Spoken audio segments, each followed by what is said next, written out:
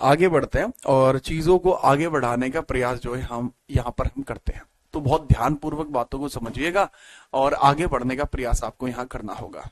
ठीक है, चलो हम आगे बढ़ रहे हैं बिना किसी परेशानी के, और ये काफी सारी बातें जो हैं हम आगे बढ़ा चुके हैं।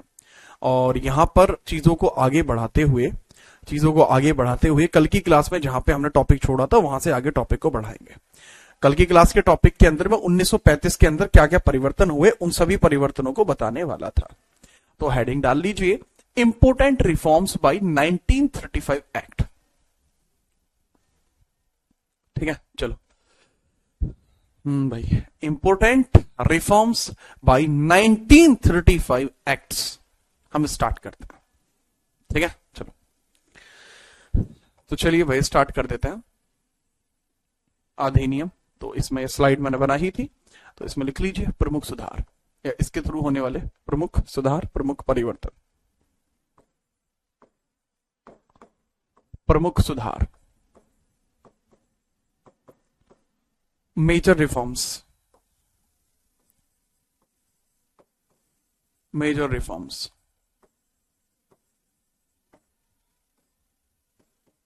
ठीक है भाई, मेजर रिफॉर्म्स की हम बात करने वाले हैं। ठीक है, चलिए ठीक है प्रीतम बेटा ध्यान दे लो। यहां सबसे पहला पॉइंट इसके अंदर होता है कि इसके द्वारा भारत के अंदर पहली बार सुप्रीम कोर्ट की स्थापना की जाती है। अधिनियम यही था, इसी अधिनियम के अनुसार 1937 में भारत में पहली बार सर्वोच्च न्यायालय की स्थापना की जाती है। ठीक है, चलिए पहली बार सर्वोच्च न्यायालय की स्थापना की जाती है, सर्वोच्च न्यायालय की स्थापना की जाती है,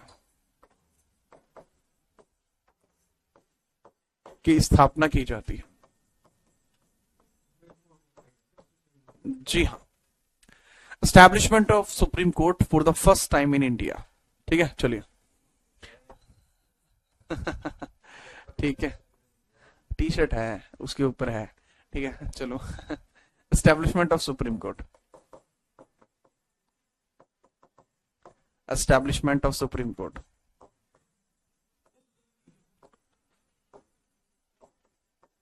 सुप्रीम कोर्ट की होती है भैया एस्टैब्लिशमेंट, यहां पर है ना, याद रखना। अब यहां पर जो सुप्रीम कोर्ट की एस्टैब्लिशमेंट हुई है मेरे भाई, वो 1937 में हुई है। तो आपसे ना कई बार पूछा जा सकता है कि इस सुप्रीम कोर्ट की स्थापना किस नाम से हुई थी, सर्वोच्च न्यायालय का इसका नाम क्या था? इसका नाम था फेडरल कोर्ट। इसका नाम क्या था? Federal court. ठीक है, किस नाम से हुई है? फेडरल कोर्ट के नाम से।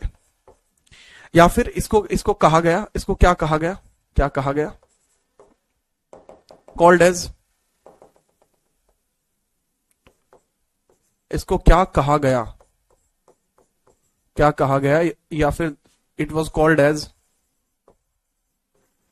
क्या कहा गया? कॉल्ड एज, सर जी इसको एक नाम दिया जाता है संघीय न्यायालय, फेडरल कोर्ट, संघीय न्यायालय या फिर फेडरल कोर्ट नाम दिया गया इसको, फेडरल कोर्ट।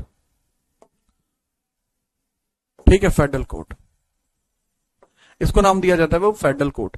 अब बात आती है कि ये जो फेडरल कोर्ट बना है, ये फेडरल कोर्ट बना है, इसके अंदर जजेस कितने थे? सर इसके अंदर जो जजों की संख्या थी, संघीय न्यायालय के अंदर जो जज थे, इसके अंदर जज कितने थे बाबू? 3 जज थे इसके अंदर, 3। ठीक है, 3 थे। लेकिन यही आगे चल के सुप्रीम कोर्ट बना है। जो आज की डेट का सुप्रीम कोर्ट है वो आगे चलकर यही बना है, यही आगे चल के सुप्रीम कोर्ट बना है, यानी यही आगे चल के सर्वोच्च न्यायालय बना है, यही आगे चल के सर्वोच्च न्यायालय बना है।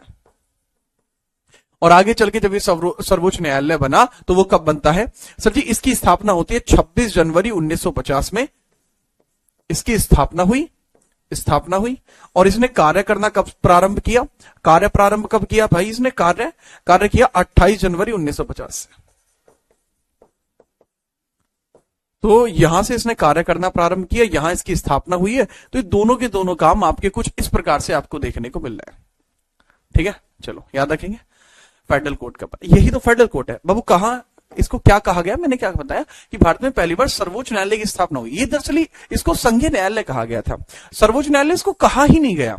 ठीक है, अब बच्चे लिखने में एरर कर रहे हैं कि सर 74 में क्या बनना? बेटा 1774 वाला 1860 में खत्म नहीं हो गया था? हाँ तो बस, अब चाहे तो देखो इस 3 को 2+1 करके लिख सकते हैं क्योंकि एक मुख्य हो जाएगा। और यहां पर जजों की संख्या कितनी है, यहां जज कितने हैं सर, यहां जज थे 7 + 1 8। ठीक है, एक और चीज समझना, चाहे तो यहां से सर्वोच्च न्यायालय टर्म ही हटा लो। कहा गया कि भाई शुरुआत में ही संघीय न्यायालय ही बना गया है। ठीक है, शुरुआत में आप इसको बोल ही दीजिए कि भैया इसको हटा ही दीजिए, कि शुरुआत में इसको आप, मैंने देखो मैंने लिखा है, मैं ये नहीं कह रहा कि गलत है, आपकी अंडरस्टैंडिंग के लिए मैं इसको मिटा रहा हूं, सिर्फ आपकी अंडरस्टैंडिंग के लिए।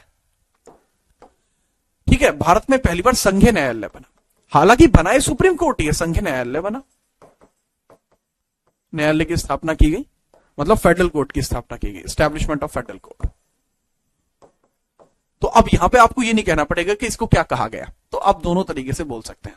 ठीक है, अब इसकी स्थापना कार्य मैंने बता दिया है। ठीक है, ये कंप्लीटली क्लियर हुआ। कब बना था, 1937 में, एक्ट यही इस पे काम कर रहा था। अगला काम जो इसमें होता है, 1935 में आरबीआई की स्थापना हुई। 1935 में आरबीआई की स्थापना, 1935 एक्ट के अनुसार आरबीआई की स्थापना की गई, आरबीआई की स्थापना की गई, स्थापना की गई। आरबीआई का मतलब है रिजर्व बैंक ऑफ इंडिया, भारतीय reserve bank, reserve bank of India, reserve bank of India, reserve bank of India. क्या बनाया गया भाई, रिजर्व बैंक ऑफ इंडिया बनाया गया, यानी भारतीय रिजर्व बैंक, भारतीय रिजर्व बैंक, रिजर्व बैंक, भारतीय रिजर्व बैंक जो है भाई यहां पे बनाया गया है। ठीक है, भारतीय रिजर्व बैंक यहां पर बनाया गया है, आरबीआई की स्थापना यहां पर कर दी गई है, रिजर्व बैंक ऑफ इंडिया की स्थापना यहां पर कर दी गई है। ठीक है, याद रखना।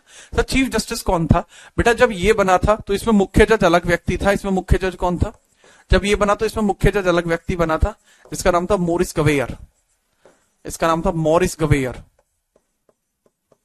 गवेयर, मॉरिस गवेयर।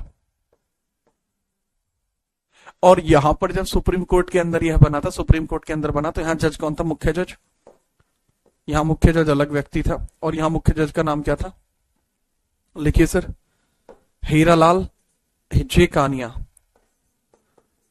हीरालाल जे कानिया, जैक्सुनिया कानिया, हीरालाल जैक्सुनिया कानिया। ठीक है जी हाँ। तो आरबीआई की स्थापना के लिए एक और बहुत महत्वपूर्ण चीज याद रखनी होती है कि जब आरबीआई की स्थापना हुई तो आरबीआई के जो कार्य हैं, आरबीआई के जो कार्य हैं वो किस प्रकार से डिसाइड किए गए थे। जो आरबीआई के कार्य डिसाइड किए गए थे बाबू, वो किस प्रकार से डिसाइड किए गए थे, 1934 के आरबीआई एक्ट के अनुसार, 1934 आरबीआई एक्ट आया था, तो इसके अनुसार इसकी स्थापना की गई थी। सर अगर इसके अनुसार की गई थी तो अभी तो आप लिख रहे हो 1935 के अनुसार की गई थी। दरअसल आरबीआई का जो एक्ट था वो 1934 में आया था, लेकिन उसको किसी ने पास नहीं होने दिया कि लागू नहीं होने देंगे, तो लागू उसको जो किया गया वो 1935 एक्ट के अनुसार इसको लागू किया गया, अनुसार लागू किया गया, और तब जाके आरबीआई की स्थापना हुई। आरबीआई के पहले गवर्नर कौन है, ओसबॉर्न स्मिथ। इसके पहले गवर्नर कौन है, पहले गवर्नर, पहले गवर्नर कौन है भाई आरबीआई के, सर पहले गवर्नर देखने को मिलते हैं Osborne Smith, Osborne Smith, Osborne, Osborne Smith, Osborne Smith आपको यहां देखने को मिल जाएंगे। अगला काम क्या किया जाता है, 1926 में जो पीएससी बनी थी, पब्लिक सर्विस कमीशन बना था, उसकी स्थापना कर दी जाती है 1935 अधिनियम के अनुसार एफपीएससी नाम से।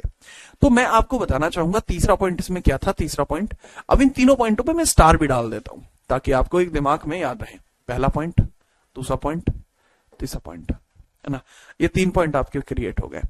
तीसरा पॉइंट ये है 1926 में जो पीएससी आयोग बना था, 1926 में जो पीएससी आयोग बना था उसको एफपीएससी नाम से परिवर्तित कर दिया गया।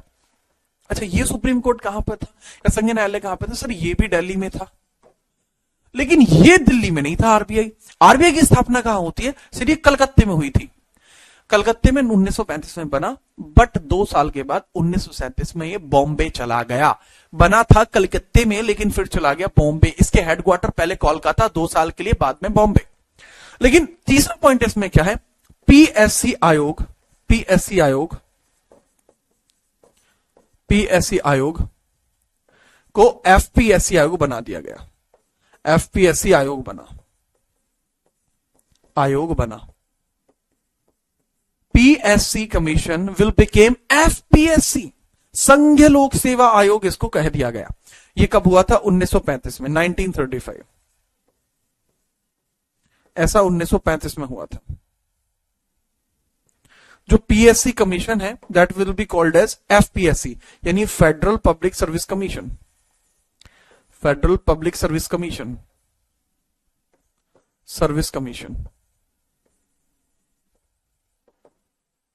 इसका मतलब है संघीय लोक सेवा आयोग, इसका मतलब है संघीय लोक सेवा आयोग, लोक सेवा आयोग।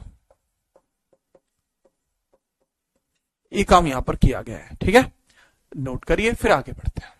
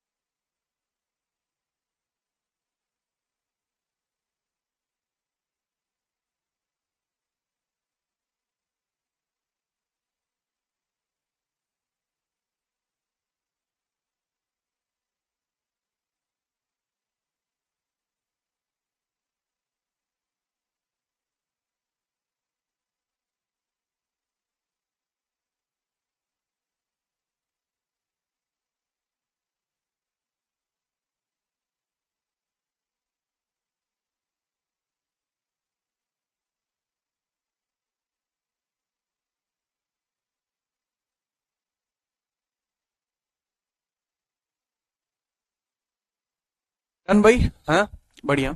सब पीएससी का मतलब क्या होता है बेटा, यहाँ एफपीएससी है, पब्लिक सर्विस कमीशन है, सामने फेडरल लग रहा है, बस ये पीएससी पीएससी ही होगा, ठीक है, याद रखना। चलो, हाँ हाँ, आगे बढ़ते हैं, आगे बढ़ते हैं और आगे देखते हैं इसमें और क्या क्या सुधार हुए हैं। जैसे इस अधिनियम के द्वारा और कुछ भी हुआ है वो देखते हैं अब हम, क्या क्या हुआ है, अदर इसके अंदर चेंजेस क्या क्या हुए हैं। जैसे अभी 1935 अधिनियम ही चल रहा है, अभी हम 1935 एक्ट की ही बात कर रहे हैं,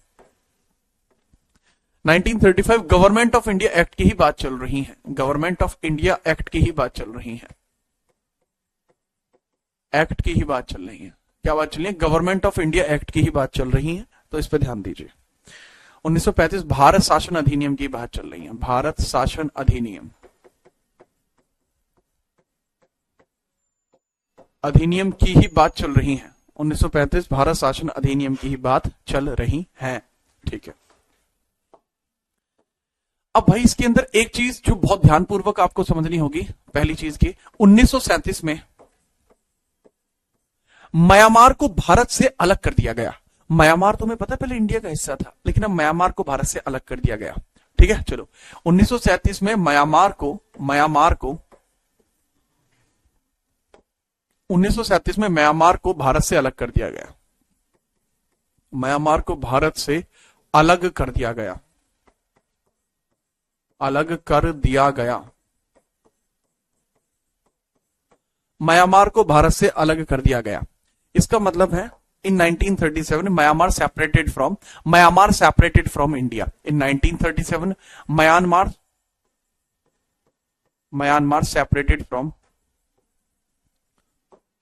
separated from India, Myanmar separated from India, Myanmar को भारत से अलग कर दिया जाता है, ठीक है। चलिए सर, म्यांमार, बेटा म्यांमार का नाम ही बर्मा था, म्यांमार को ही बर्मा नाम से भी जाना जाता है, इसको बर्मा नाम से भी जाना जाता है, बर्मा नाम से भी इसको जाना जाता है। कहां पे था ये, अगर आप इंडिया के आज के मैप को देखेंगे, ठीक है,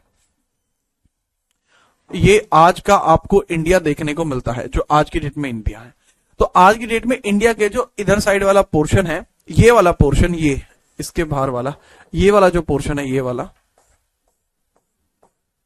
ठीक है, ये क्या है भाई, यही तो म्यांमार है, यही तो म्यांमार है, ये वाला जो पोर्शन है, this is Myanmar, this is Myanmar, जो पोर्शन मैंने आपको डायलेक्ट किया, दिस इज म्यांमार। तो ये तो कर दिया गया अलग, याद रखना, इंपोर्टेंटली याद रखेंगे जी सर। एक और इंपोर्टेंट काम अगला लिखिए, जो केंद्रीय स्तर पर चल रहा था द्वैत शासन, वो भी रोक दिया गया। केंद्रीय स्तर पर द्वैत शासन को शुरू किया गया और प्रांतीय स्तर पर रोक दिया गया। ठीक है, मैंने उल्टा बोल दिया, अब सीधा लिख लीजिए, प्रांतीय स्तर के द्वैत शासन को रोक दिया गया, प्रांतीय स्तर के द्वैत शासन को, प्रांतीय स्तर के द्वैत शासन को रोक दिया गया, रोक दिया गया। प्रांतीय स्तर के द्वैत शासन को रोक दिया गया।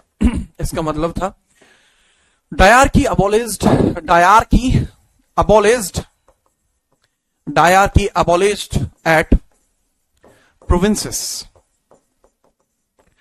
Dyarchy abolished at provinces. जो प्रोविंसेस के ऊपर डायरकी चल रही थी उसको रोक दिया जाता है। तो जितना भी ऐसा प्रांतीय स्तरीय ढांचा था उस सबको समाप्त कर दिया जाता है, प्रांतीय स्तरीय ढांचे को समाप्त कर दिया जाता है 1937 में। ठीक है, इसके बाद नेक्स्ट हम पॉइंट बढ़ाते हैं और इसके बारे में बात करते हैं। नेक्स्ट पॉइंट यहां पर हमें क्या देखने को मिला। सर पहली बात तो चलो आपको ये द्वैत शासन समाप्त कर दिया गया, लेकिन शुरू भी किया गया था ना, हाँ, केंद्रीय स्तर पर शुरू किया गया, केंद्रीय स्तर पर द्वैत शासन शुरू किया गया, द्वैत शासन शुरू किया गया, शुरू हुआ। Dyarchy started at centre, dyarchy started at centre, started at centre. आपसे कई बार यह पूछा जा सकता है कि डायरकी जो था वो किसने बनाया था, डायरकी किसने बनाया था, ये आपसे पूछा जा सकता है कि हु मेड डायरकी, डायरकी को किसके द्वारा बनाया गया है, ये सवाल आपसे पूछा जा सकता है। तो याद रखना, देखो डायरकी के सवाल कुछ ऐसे आ सकते हैं कि अगर आपसे पूछे कि डायरकी या भारत में द्वैत शासन, भारत में द्वैत शासन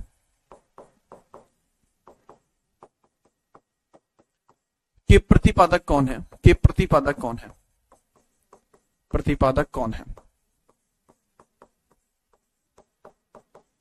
Who introduced diarchy in India? Diarchy in India. Who introduced diarchy in India? Who introduced diarchy in India? Diarchy in India. कि भाई भारत में डायरकी को किसने स्टार्ट किया, तो उसका आंसर क्या होगा, डायरकी को किसने स्टार्ट किया, उसका नाम होगा लियोनल कोर्टेस, नाम है लियोनल कोर्टेस, उसका नाम क्या होगा भाई, लियोनल कोर्टेस, लियोनेल कोर्टेस। लेकिन इसका एक और अलग सवाल बन सकता है, जैसे बंगाल में द्वैत शासन को किसने शुरू किया, ये अलग आपका पॉइंट बन सकता है कि भैया बंगाल में द्वैत शासन को किसने शुरू किया, अलग एक क्वेश्चन बन सकता है। क्वेश्चन क्या है, ये आंसर आपको पता होना चाहिए, बंगाल में द्वैत शासन किसने शुरू किया, द्वैत शासन किसने शुरू किया, किसने शुरू किया। अगर आपसे पूछे कि बंगाल में डायरकी किसने स्टार्ट की, तो आंसर क्या होगा, बताओ बताओ। तो बेटा आंसर हो जाएगा आपका क्लाइव, रॉबर्ट क्लाइव। 1765 में रॉबर्ट क्लाइव ने यहां पर स्टार्ट किया था। तो भाई बात है 1765 की, 1765 में रॉबर्ट क्लाइव ने स्टार्ट किया था, रॉबर्ट क्लाइव ने स्टार्ट किया था। मेरे ख्याल से तो आप याद रखेंगे, ठीक है। चलिए अब बड़ी बात यहां पर एक और आती है कि सर जी ये म्यांमार को अलग क्यों कर दिया, ये कौन सा इनके घर से खा रही थी। दिक्कत ये थी कि ब्रिटिशर्स के लिए इस इतने बड़ी एरिया को संभालना मुश्किल हो रहा था, तो अपनी सरलता के लिए उन्होंने इसको सेपरेट कर दिया। वो टुकड़े करना चाह रहे थे भारत के, उन्होंने किए भी, पहले म्यांमार अलग कर दिया, बाद में पाकिस्तान। ब्रिटिशर्स ने बहुत दिमाग लगाया, ठीक है। नोट करिए, प्रियांशी वाजपेयी आ चुकी हैं। डायरकी क्या है सर, डायरकी बेटा द्वैत शासन होता है। जैसे उत्तर प्रदेश के अंदर आपकी अलग गवर्नमेंट है, सेंटर में अलग गवर्नमेंट है, केंद्र में अलग रूल है, सेंटर में अलग रूल है, ये चीज। ठीक है, तो ये ऐसे हैं बिना परेशानी के।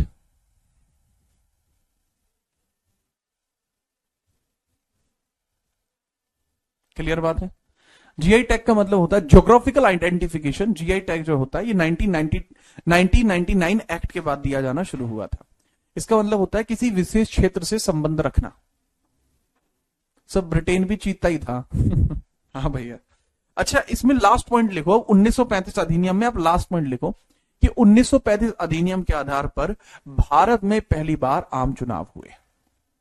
इसी अधिनियम के आधार पर भारत में पहली बार आम चुनाव हुए। इसी अधिनियम के आधार पर, इसी अधिनियम के आधार पर, इसी अधिनियम के आधार पर, के आधार पर 1937 में पहली बार भारत में आम चुनाव हुए।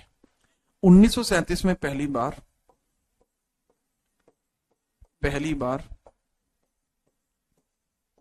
भारत में आम चुनाव हुए। भारत में आम चुनाव हुए। आम चुनाव हुए। ठीक है, याद रखना। ठीक है, चलिए, बात आई समझ में। फर्स्ट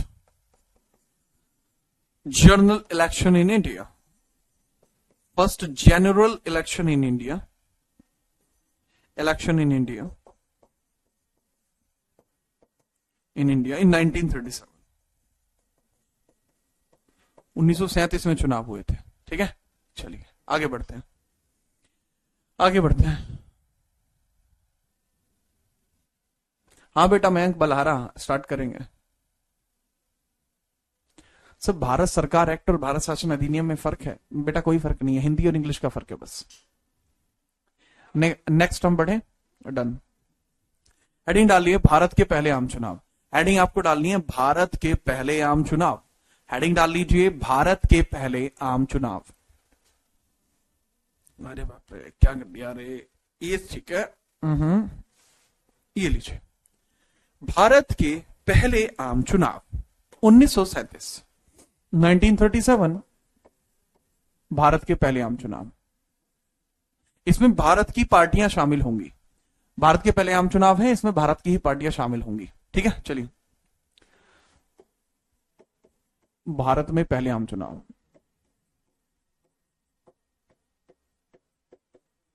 आम चुनाव, भारत के पहले आम चुनाव। इसका मतलब क्या है? First general election, general elections, first general election, first general election in India, first general election in India, Bharat के अंदर पहले जनरल इलेक्शन। ठीक है, याद रखना। भारत में पहले आम चुनावों की बात कर रहे हैं, 1937 में हुए थे। इस समय भारत प्रांतों में बटा हुआ था। अच्छा, राज्य होते हैं ना, राज्य जैसे अभी अपने हैं दिल्ली, बिहार, मध्य प्रदेश, उत्तर प्रदेश, हरियाणा, राजस्थान, ठीक है, जम्मू कश्मीर तो अब यूटी बन गया, बाकी हिमाचल प्रदेश, पंजाब, ठीक है, पश्चिम बंगाल, उड़ीसा, झारखंड, छत्तीसगढ़, तेलंगाना, आंध्रा, ठीक है, कर्नाटका, कोलकाता, तमिलनाडु। तो ऐसे दीज आर स्टेट्स। ये क्या है भाई? भाई मेरे ये हैं स्टेट्स, ये हैं स्टेट्स। तो स्टेट्स के बारे में हम बात कर रहे हैं, इसकी बात कर रहे हैं, स्टेट्स के बारे में हम बात कर रहे हैं।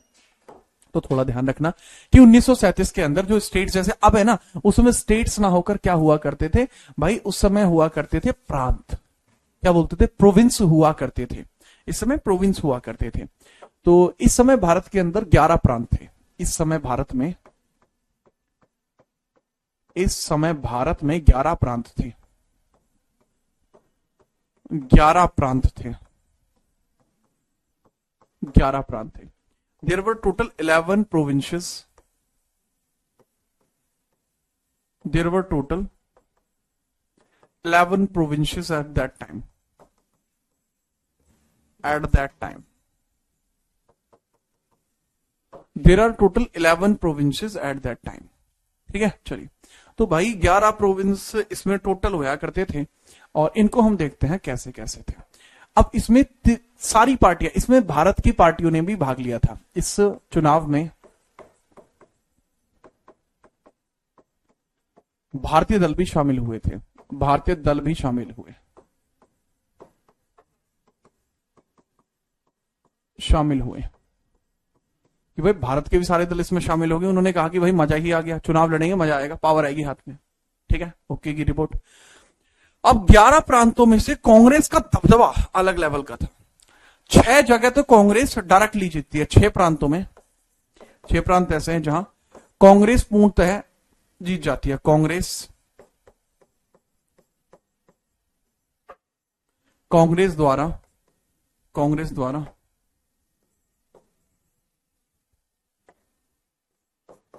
कांग्रेस द्वारा जीते गए विक्ट्री बाय कांग्रेस। 2 प्रांत कैसे हुए? 2 प्रांत यहां ऐसे देखने को मिले जहां कांग्रेस गठबंधन जीता, कांग्रेस का गठबंधन जीता। और बचा हुआ जो एक प्रांत था मेरे भाई, बचा हुआ जो एक सिंगल प्रांत आपको देखने को मिलता था, वहां 3 अन्य पार्टियां आया करती थी। 3 प्रांत कौन है? अदर पार्टीज आती थी, अन्य दल आपको देखने को मिले। ठीक है, तो ऐसे ऐसे बात थी। अब 6 में जहां कांग्रेस जीती वो कौन कौन से थे अब देख लीजिए। सबसे पहले यूपी यानी उत्तर प्रदेश, तब इसका नाम संयुक्त प्रांत हुआ करता था। उस समय इस क्षेत्र का नाम संयुक्त प्रांत हुआ करता था, यूनाइटेड प्रोविंस। इसको संयुक्त प्रांत बोलते थे, यानी यूनाइटेड प्रोविंस बोलते थे इसको। प्रोविंस कहलाता तो उत्तर प्रदेश ही था, कहलाता इंग्लिश में तो यूपी ही था। ठीक है, चलो। इसके बाद बिहार, उड़ीसा। ठीक है, बिहार, उड़ीसा, बंगाल नहीं, सॉरी, बॉम्बे। ठीक है, मद्रास और एमपी मध्य प्रदेश। यहां जीतती है कांग्रेस। गठबंधन असम में आया, असम में गठबंधन आया बाबू, कांग्रेस के साथ मिलकर। और इसके अलावा उत्तरी सीमा प्रांत, नॉर्थ बाउंड्री स्टेट, उत्तरी सीमा प्रांत राज्य, उत्तरी सीमा प्रांत, north boundary state, north boundary state में भी आपको देखने को मिला, है ना? याद रखें जी हाँ। गठबंधन का मतलब होता अलायंस, कांग्रेस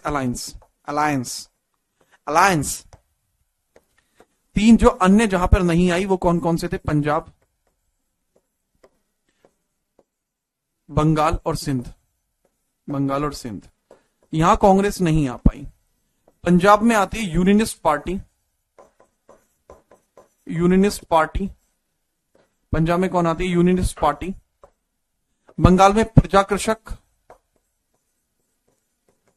और सिंध में आती है मुस्लिम लीग। अब यहां दबदबा देख लीजिए किसका ज्यादा है, और बता दीजिए किसका दबदबा इस समय ज्यादा था। नोट करिए।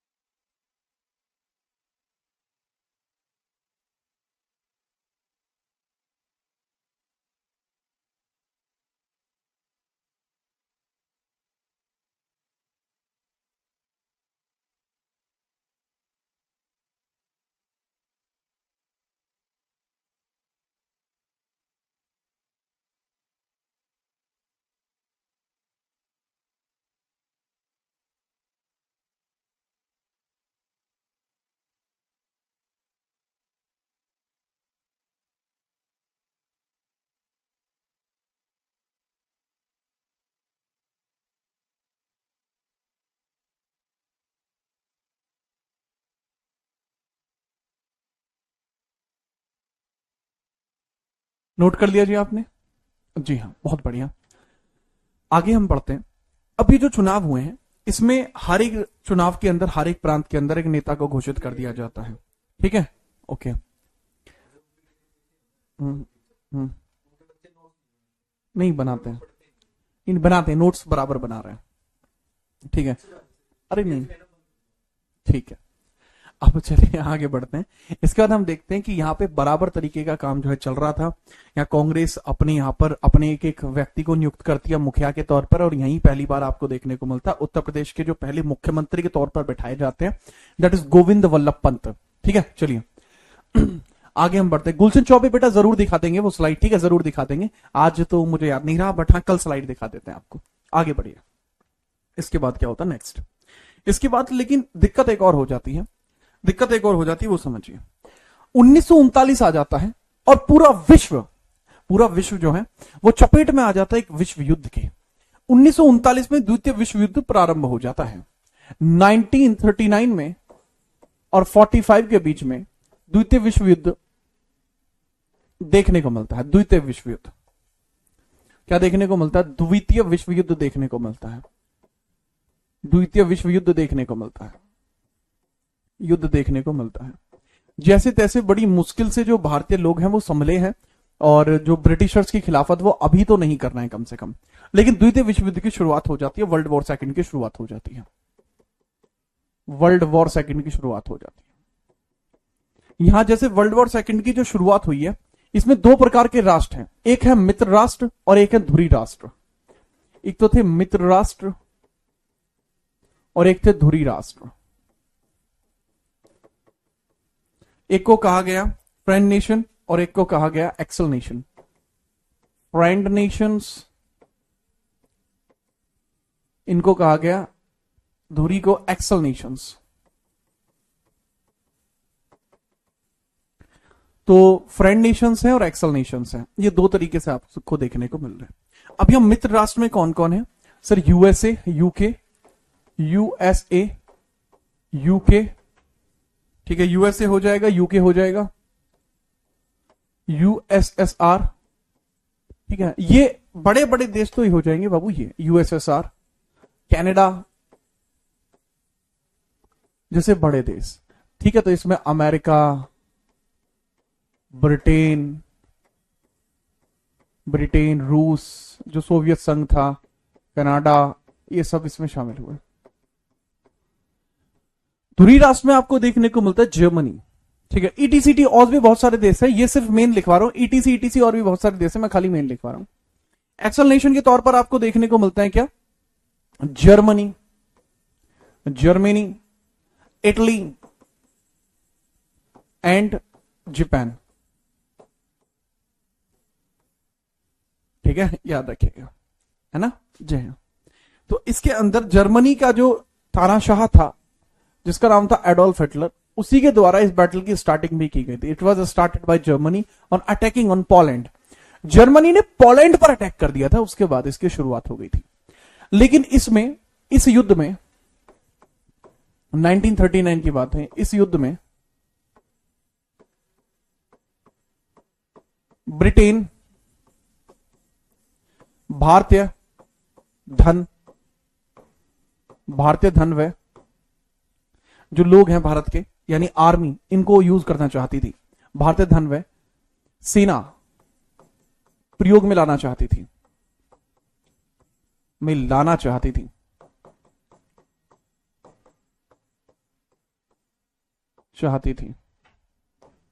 इसका मतलब क्या है? ठीक है, in this battle Britain wanted to use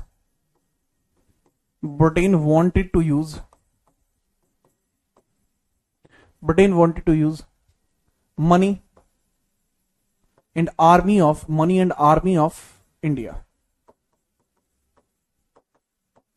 कि भाई भारत के पैसे को भी यूज किया जाए और लोगों को भी यूज किया जाए। ठीक है, चलो, ये सारी की सारी बात यहां पर थी। ठीक है, अब इसमें क्या होता है बाबू? कांग्रेस का एक सेशन आपको देखने को मिलता है। कांग्रेस का सेशन हुआ। कांग्रेस का सेशन कहां का? 1939। कहां पर हुआ था? त्रिपुरी में हुआ था। त्रिपुरी, त्रिपुरी, त्रिपुरी में हुआ।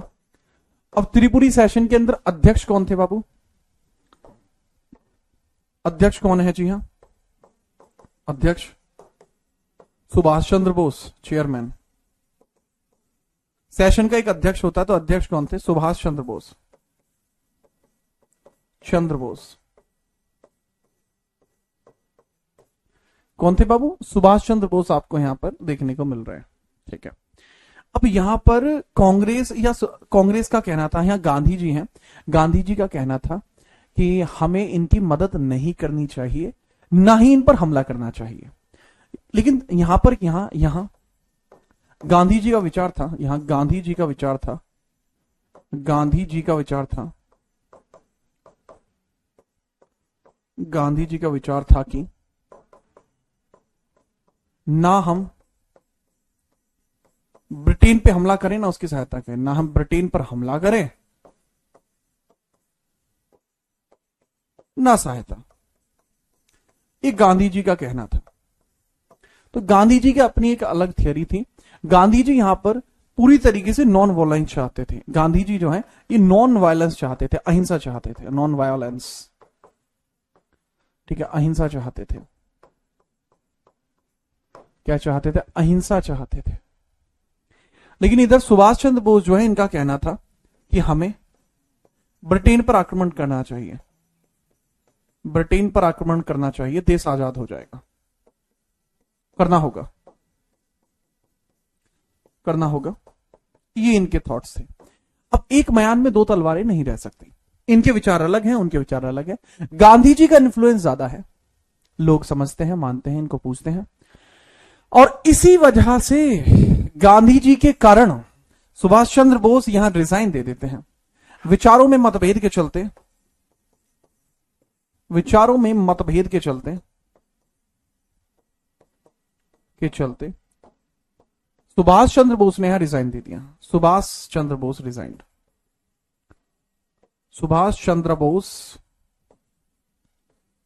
रिजाइंड, त्याग पत्र दे दिया। यानी इन्होंने दे दिया भाई यहां पे त्याग पत्र। लेकिन त्याग पत्र के बाद क्या होता है वो कहानी अगले पेज पर होगी, नोट करो।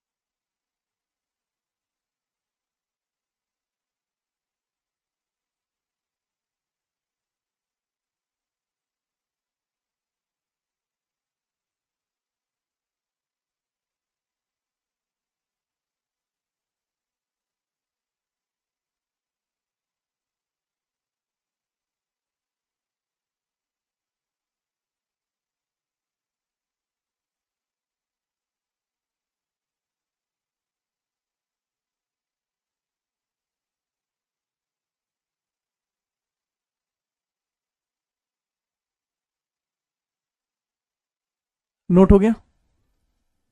नोट हो गया, बहुत बढ़िया। इसके बाद क्या होता है वो समझिए। अब इधर क्या था, गांधी जी जो है वो चाह रहे हैं कि हम ना ब्रिटेन पर हमला करें, ना ब्रिटेन की सहायता करें। क्लियर बात है? जी हाँ। अब यहां पर सुभाष चंद्र बोस क्या चाह रहा है, हमें ब्रिटेन पर आक्रमण करना चाहिए। दोनों में हो गई रसाकसी, जिस वजह से सुभाष चंद्र बोस कहते हैं कि मैं गांधी की इज्जत करता हूं और इसी वजह से मैं रिजाइन दे देता हूं। ठीक है, तो वो गांधी की इज्जत के चलते उन्होंने रिजाइन यहां पर दे दिया है। हालांकि वो गांधी जी को गांधी कहकर, गांधी जी कहकर, महात्मा कहकर, ठीक है, राष्ट्रपिता कहकर कई अलग अलग प्रकार से संबोधित करते थे। ये बात उनकी किताब से स्पष्ट होती है।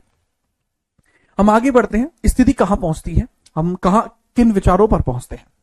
यहां पहुंचने के बाद जो ब्रिटेन होती है वो हमारे किसी भी निर्णय को मानने के लिए तैयार नहीं है। ब्रिटेन का अपना अलग जलवा है। ब्रिटेन क्या करती है यहां, लेकिन 1939 में ब्रिटेन बगैर कांग्रेस की आज्ञा के 1939 में ब्रिटेन बिना कांग्रेस की आज्ञा के बिना कांग्रेस की आज्ञा के बिना कांग्रेस की आज्ञा के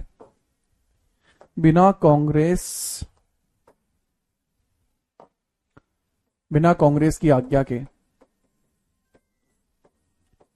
बिना कांग्रेस की आज्ञा के, कांग्रेस की कोई आज्ञा नहीं लेती है, बिना कांग्रेस की आज्ञा के क्या करती है बाबू वो 1939 में ब्रिटेन बिना कांग्रेस की आज्ञा के भारतीय धन प्लस सेना को, भारतीय धन प्लस सेना को राष्ट्र के लिए या फिर वर्ल्ड वॉर सेकंड में यूज कर लेती है, वर्ल्ड वॉर सेकंड में धकेल देती है, धकेल देना, धकेल देती है, धकेल देती है, धकेल देती है कि भैया प्रयोग में लाएंगे हम तो, हमें क्या मतलब है तुमसे, ठीक है। तो यानी इसमें लिख लेना ब्रिटिश या Britain engaged money and Indian army in world war second,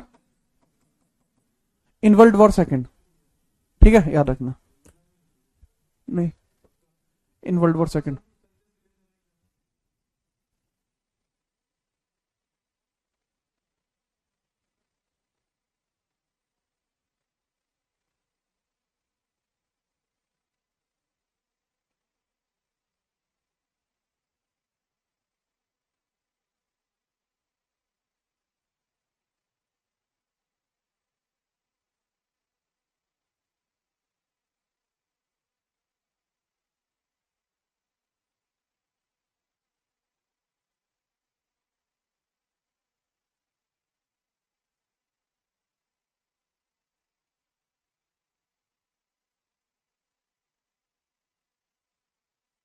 हाँ भाई ठीक है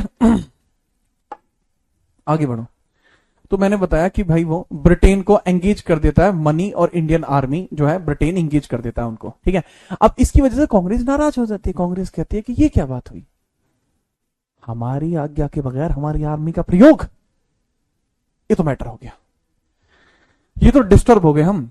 कांग्रेस इस कारण कांग्रेस तैश में आ जाती है और कांग्रेस इस कारण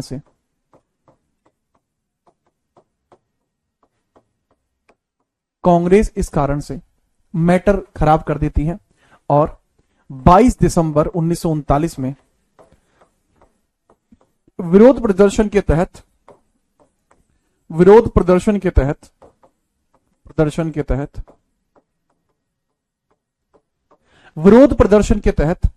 प्रत्येक प्रांत से इस्तीफा दे देती है।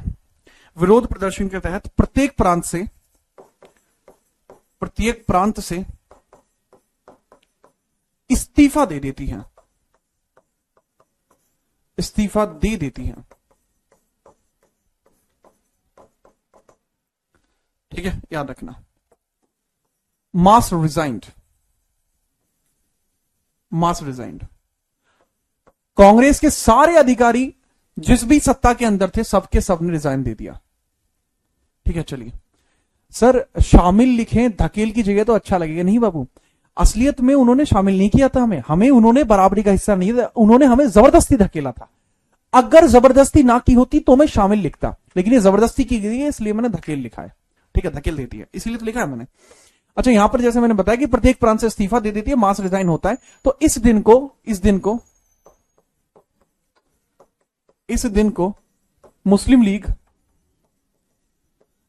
मुस्लिम लीग धन्यवाद दिवस के तौर पर मनाती है, धन्यवाद दिवस के तौर पर मनाती है, धन्यवाद दिवस के तौर पर मनाती है, दिवस की तरह मनाती है।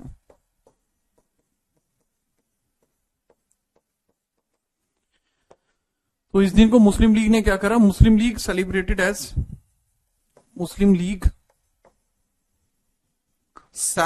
As Muslim league celebrated as thank you day, thank you day, या इसको उन्होंने मुक्ति दिवस भी कहा, इसको इन्होंने मुक्ति दिवस भी कहा था कि ये मुक्ति दिवस है। तो या तो मुक्ति दिवस लिख लो बाबू, या थैंक यू डे लिख लो, जो आपको अच्छा लगे। ठीक है, चलिए याद रखेंगे जी। हाँ, अब ये दोनों पॉइंटर आपको समझ में आए होंगे, लेकिन कांग्रेस के रिजाइन करने के बाद अब ब्रिटेन डरने लगा है। ब्रिटेन डरने लगा, सर ब्रिटेन डरने क्यों लगा? ब्रिटेन को भी ये डर है कि कहीं कांग्रेस कोई उल्टा सीधा कदम ना उठा दे। अगर कांग्रेस ने कोई उल्टा सीधा कदम उठा दिया तो ब्रिटेन युद्ध हार जाएगा। क्यों? क्योंकि वहां तो वो लड़ ही रहा है, अरे विश्व युद्ध में तो लड़ ही रहा है, और अगर भारत ने भी शुरुआत कर दी तो मैटर खराब, खेल खत्म हो जाएगा। ब्रिटेन ऐसा नहीं चाहता था, तो ब्रिटेन द्वितीय विश्व युद्ध में सहयोग के लिए कुछ अधिनियम लेकर आता है, जिन अधिनियमों को हम अगली क्लास में पढ़ेंगे। मैं सिर्फ टॉपिक लिख रहा हूं, पढ़ेंगे अगली क्लास में ही। टॉपिक है क्या वैसे? ब्रिटेन द्वारा विश्व युद्ध द्वितीय में, वर्ल्ड वॉर सेकंड में कांग्रेस के सहयोग के लिए भेजे गए अधिनियम, कांग्रेस के सहयोग के लिए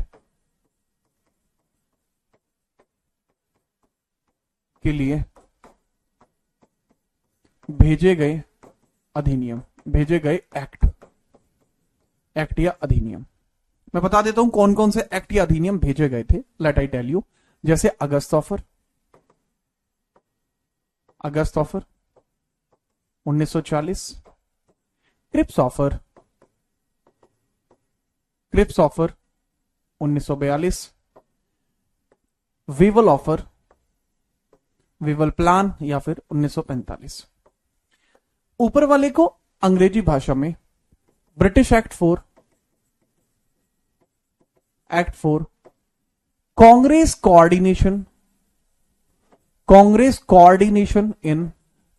coordination in world war second,